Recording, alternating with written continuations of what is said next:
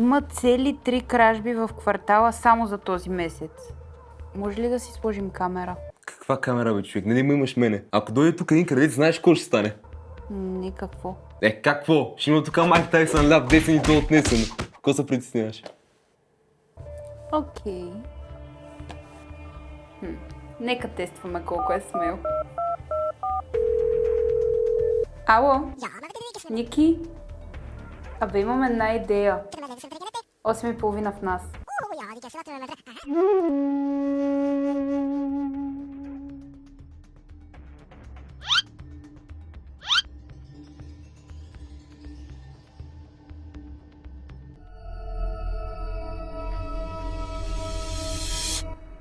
Абе, какво това там, бе? Има някой. Следвам, чакай.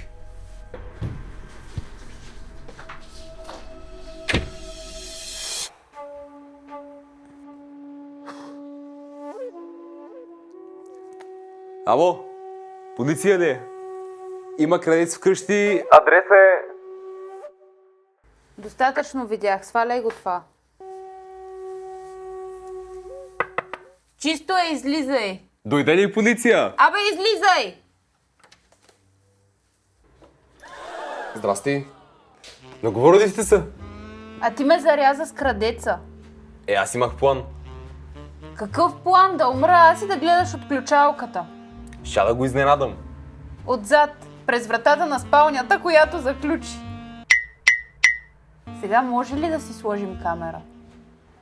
Още докато бях в спалнята, влязах в сайта на Технополис и поръчах една от камерите на Дахла. Нали са най-добрите.